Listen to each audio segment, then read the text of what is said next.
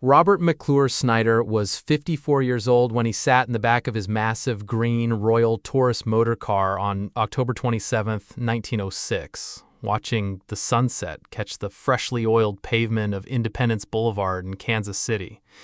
He was one of the wealthiest men in Missouri, a financier who had clawed his way up from a family of Indiana millers to control banks, natural gas utilities, and vast tracts of real estate. But as his chauffeur, Frank Schroeder, pushed the machine to a speed that made the evening air whistle, Snyder wasn't thinking about his balance sheets. He was likely thinking about a high limestone promontory hundreds of miles to the south, where a small army of Scottish stonemasons was currently raising the walls of a 60-room European-style castle. He had told friends he intended to spend his leisure there, secure from the worries of business, fishing, and loafing among the caves. He never reached that sanctuary. Near the Bonaventure Hotel, a 13-year-old boy named Arthur Rodell stepped into the street with a wagon. Schroeder swerved, the tires lost their grip on the slick oil, and the car slammed into a curb. Snyder was thrown headlong from the back seat, his life ending against an iron trolley pole in what would be recorded as one of the very first automobile fatalities in the history of the state. He left behind a fortune, a grieving family, and a half-finished skeleton of sandstone perched on a cliff at Ha Ha Tonka. Today, that unfinished dream is the centerpiece of Ha Ha Tonka State Park, a place where the grandeur of a failed Gilded Age empire meets a landscape that is literally dissolving from the inside out. To understand why Snyder chose this specific spot, you have to look beneath the surface. The park is a premier showcase of karst topography, a geological term for a landscape shaped by the relentless work of water on soluble bedrock. For millions of years, slightly acidic rainwater has seeped through cracks in the limestone and dolomite, carving out a honeycomb of tunnels and massive caverns. Eventually, the ceilings of these caverns grow too thin and heavy, collapsing under their own weight, to create the dramatic sinkholes and sheer bluffs that define the Ozarks today. One such collapse created the Colosseum, a natural amphitheater measuring 500 feet long and 300 feet wide, where the sheer walls rise like the stands of an ancient stadium. Another collapse left behind a 70-foot-wide natural bridge that spans 60 feet of air, a massive stone arch that visitors still walk under today, feeling the cool damp of the earth even on the hottest Missouri afternoons.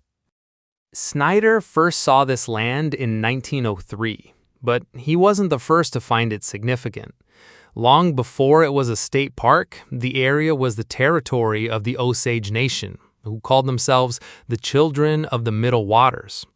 They were drawn to the site by the same feature that would later mesmerize Snyder, the Ha Ha Tonka Spring. It is the 12th largest spring in Missouri, a turquoise pool at the base of a 250-foot cliff that discharges an average of 48 million gallons of water every single day. The name itself, Ha Ha Tonka, is often translated as laughing spirit or smiling waters, a phrase attributed to the Osage by later promoters, though historians note the name was largely popularized in the 1990s by a land speculator named Robert Scott, who wanted to add a touch of romantic mystery to attract investors. Before Scott, the area was known simply as Gunter Springs, and in the 1830s, it served as much grittier kind of retreat. A grist mill operator named Garland allegedly used the surrounding caves, places now known as Counterfeiters Cave and Robbers Cave, to hide a band of outlaws known as the Bank of Nyangwa, who spent their days minting illegal coins far from the eyes of the law. When Snyder bought the 5,000 acres in 1904, he didn't want a hideout. He wanted a baronial estate. He hired a Scottish foreman to oversee the work and brought in specialized stonemasons to ensure the construction mirrored the 16th century European castles he admired. They didn't have to look far for materials. Sandstone was quarried directly from the property and transported by a miniature railroad and mule-drawn wagons to the top of the bluff.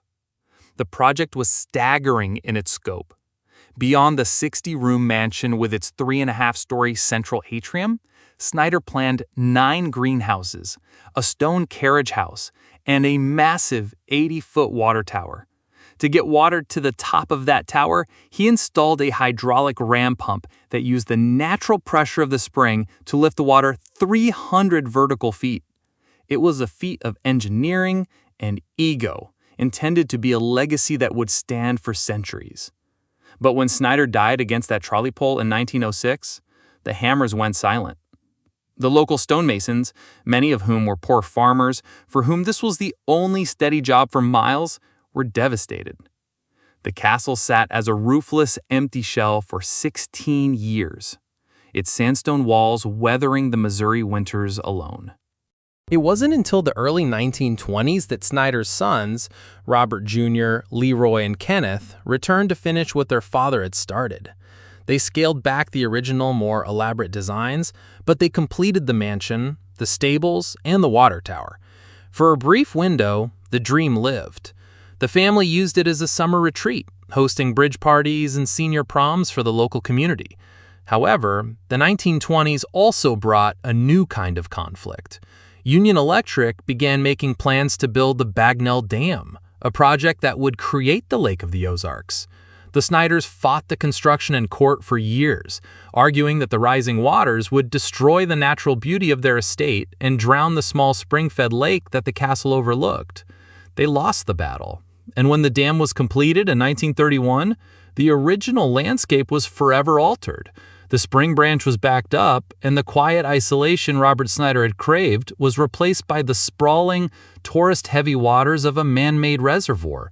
Financial pressures from the legal battles and the Great Depression eventually forced the brothers to lease the property out as a hotel in the late 1930s.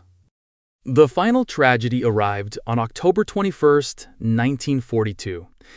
The castle had been built with thick stone walls that were supposed to be fireproof, but the roof was covered in cedar shingles. That afternoon, sparks from one of the many fireplaces caught the dry wood. The fire spread with terrifying speed. Because the building was perched on a high cliff and the water pressure was insufficient to fight a blaze of that magnitude, the interior was completely gutted. The carriage house burned the same day, leaving nothing but the skeletal stone arches and blackened window frames. For decades, the ruin stood as a pathetic monument to one man's unachieved ambition, as one newspaper put it. It was a place of ghosts and graffiti, prey to vandals who finally burned the interior of the surviving water tower in 1976. It wasn't until 1978 that the state of Missouri finally purchased the property, turning the site of Snyder's ruin into one of the most popular state parks in the country. Standing at the edge of the bluff, today you can see the paradox of Ha Ha Tonka. To your left are the stabilized ruins of the castle, their empty arches framing the sky, a reminder of a man who thought he could buy permanent peace. Below you, the turquoise water of the spring still surges at 50 million gallons a day, oblivious to the rise and fall of the millionaires above it. The landscape itself is still changing. As recently as 2016, park officials had to close certain areas because the mortar in the castle ruins was failing and the karst ground below was shifting. It is a place where the human desire for a legacy and the Earth's geological cycles are in a constant slow-motion collision. Robert McClure Snyder never spent a single night in his finished castle, but his name is permanently etched into the stone of the Ozarks, not through the splendor he planned, but through the evocative, beautiful ruins he left behind. Share this story with someone who appreciates the hidden histories tucked away in our public parks.